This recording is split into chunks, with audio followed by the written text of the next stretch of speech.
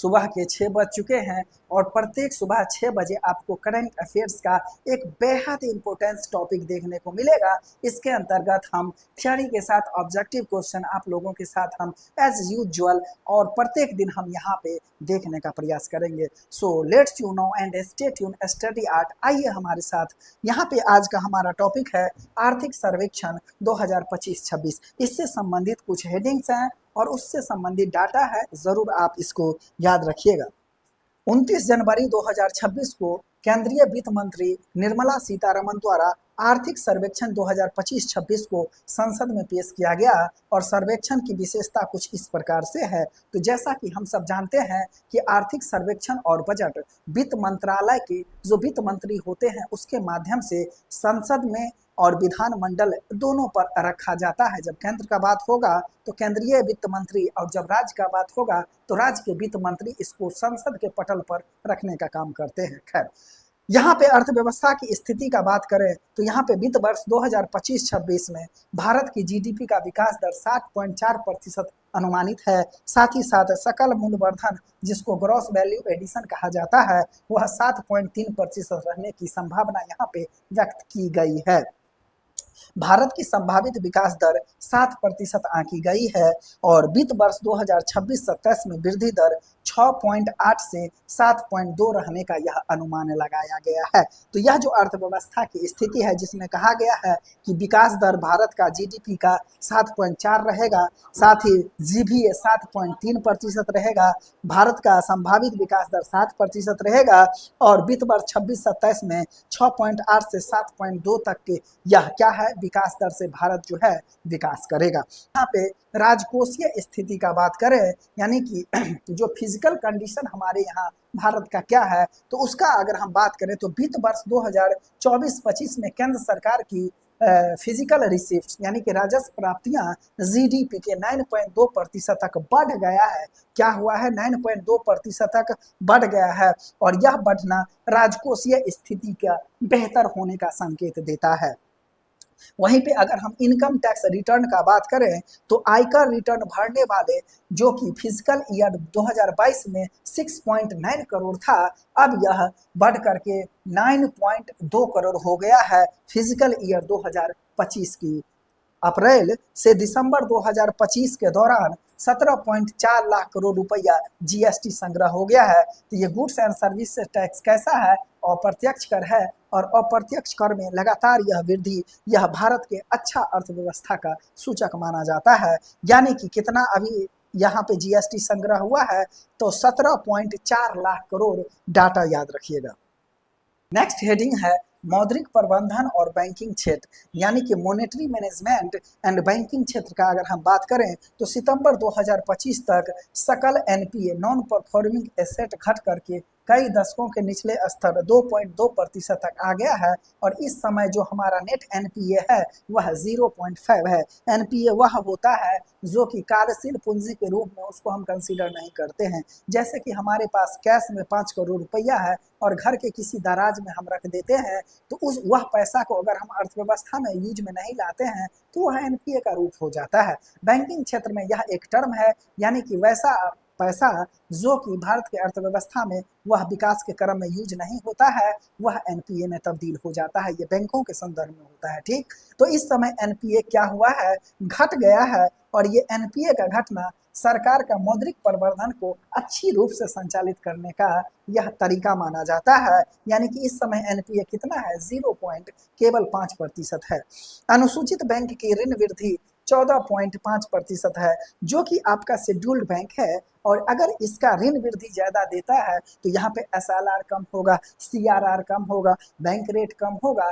यह सब अगर कम होता है तो यह अर्थव्यवस्था का अच्छा सूचक माना जाता है। लोगों की तरलता बढ़ती है, मार्केट में पूंजी का एक्सपेंडिचर अधिक होता है और अर्थव्यवस्था काफी तेजी से ग्रोथ अप करता है। ठीक, अगला है वित्तीय समावेशन और पूंजी बाजार। वित्तीय समावेशन के अंतर्गत प्रधानमंत्री जनधन योजना का बात किया जाए 14 में, आज से 10 साल पहले प्रधानमंत्री जनधन योजना का शुरुआत किया गया था और प्रधानमंत्री जनधन योजना के माध्यम से ग्रामीण और शहरी सभी इलाकों में जो भी वंचित लोग थे जो कि बैंक खाता जिनका नहीं खुला था उनको मुख्य धारा में लाया गया और देश में बैंकिंग स्थिति, साथ ही साथ भारत का अर्थव्यवस्था को सुदृढ़ करने का बात किया गया। वित्तीय समावेशन का नाम से एक नया कंसेप्ट सरकार ने गढ़ा 2014 में, और वहां पे यह प्रधानमंत्री जनधन खाता के माध्यम से कई करोड़ जो है वह खाता खोलने का काम किया गया था। तो प्रधानमंत्री जनधन योजना के तहत मार्च 2025 तक 55.02 करोड़ खाता खोला गया, और इसमें 36.63 करोड़ खाता केवल ग्रामीण इलाका में खोला गया, और यह 66% के आसपास था। मुद्रा योजना के तहत 36.18 लाख करोड़ रुपया वितरित किए गए। ठीक, तो मुद्रा योजना के तहत छोटे जो उद्योग होता है उसको ऋण दिया जाता है, उसको बोलते हैं शिशु ऋण, फिर बोलते हैं तरुण और किशोर ऋण। यह 3 प्रकार का ऋण का कैटेगरी होता है, और इसके माध्यम से पैसा सरकार जो है वह स्टार्टअप करने वाले लोगों को देता है। तो मुद्रा योजना के तहत 36.18 लाख करोड़ रुपया वितरित किया गया। शेयर बाजार में निवेशकों की संख्या 12 करोड़ पार रहा। अगला है गिफ्ट सिटी का वैश्विक पूंजी आकर्षित करने के लिए अंतर्राष्ट्रीय केंद्र के रूप में क्या हुआ है, उदय हुआ है हमारा बाह्य क्षेत्र का प्रदर्शन। वित्त वर्ष 2025 में कुल निर्यात रिकॉर्ड 825.3 बिलियन डॉलर रहा है। नेक्स्ट पॉइंट, सेवा निर्यात 13.6% की वृद्धि के साथ रिकॉर्ड 387.6 अरब डॉलर हो गया है। अगला, जनवरी 2026 में विदेशी मुद्रा भंडार 701.4 बिलियन डॉलर तक पहुंच गया, जो कि 11 महीने के आयात के लिए पर्याप्त है। हमारे यहाँ विदेशी मुद्रा भंडार 701.4 बिलियन डॉलर तक पहुंच गया है, और यह भारत के लोगों को 11 महीना तक खाना खर्चा देने के लिए पर्याप्त है। वित्त वर्ष 2024-25 में भारत को 135.4 अरब अमेरिकी डॉलर की प्रवासी राशि प्राप्त हुई है, यानी कि जो रिमिटेंस होता है इसके माध्यम से हमने 135.4 अरब अमेरिकी डॉलर को प्राप्त किया है। पॉइंट है हमारा सामाजिक क्षेत्र, जिसके अंतर्गत शिक्षा, स्वास्थ्य और रोजगार का अगर बात करें तो वर्तमान समय में देश में 23 IIT, 21 IIM और 20 एम्स क्या है, कार्यशील है, काम कर रहा है। सितंबर 2025 तक देश में कुल 56.2 करोड़ लोग कार्यरत था, और दिसंबर 2025 तक बेरोजगारी दर केवल 4.8% रह गया है। तो बेरोजगारी दर कितना हो गया है, 4.8%।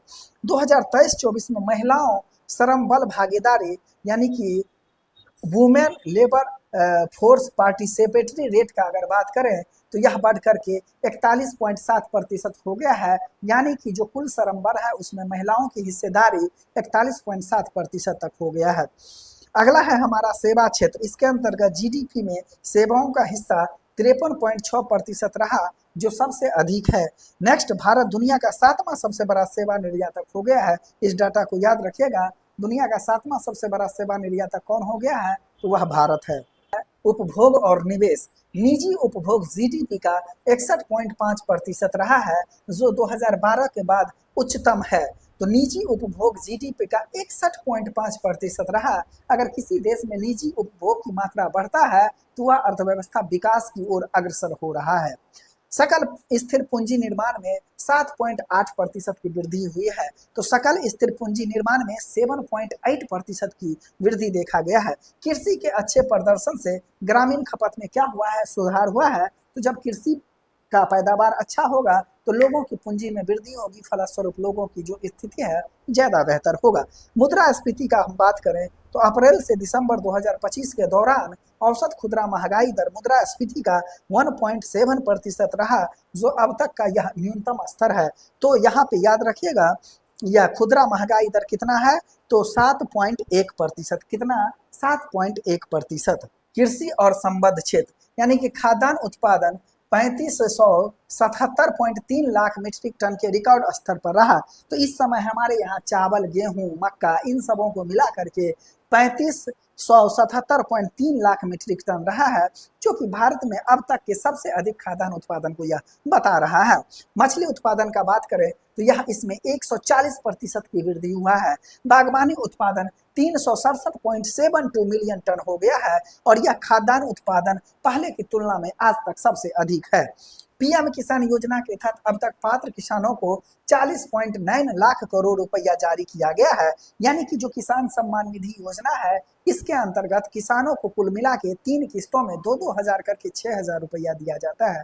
बिहार में कर्पूरी ठाकुर ग्राम योजना किसानों के लिए जो है उसमें 9,000 रुपया दिया जाता है। अगला है ग्रुप और इंडिविजुअल, इससे संबंधित आपको बात करें यहाँ पे है PLI दो लाख करोड़ रुपया का निवेश, 18.7 लाख करोड़ रुपया का उत्पादन और 12.6 लाख सृजित करने का बात हुआ गया है। अगला सेमीकंडक्टर हेतु 10 परियोजनाओं में 1.6 लाख करोड़ रुपये का निवेश करने का बात हुआ गया है। कंडक्टर है चूंकि यह जितने भी हमारे माइक्रोफोन हो गया, इसके अलावा मोबाइल फोन हो गया, टेलीविजन हो गया, इलेक्ट्रॉनिक्स हो गया, तो इसके अलावा जो आपका रूफटॉप सोलर प्लांट हो गया, इन सबों में क्या होता है, ये सेमीकंडक्टर का यूज किया जाता है और सरकार इसके जो है सेमीकंडक्टर मिशन के बाद इन सब बातों पर जोर दिया गया है। रियल अर्थ कॉरिडोर बनाने का बात किया गया है, जो कि हमारे उड़ीसा हो गया, तमिलनाडु हो गया, इन सभी राज्यों में बनाने का बात चल रहा है।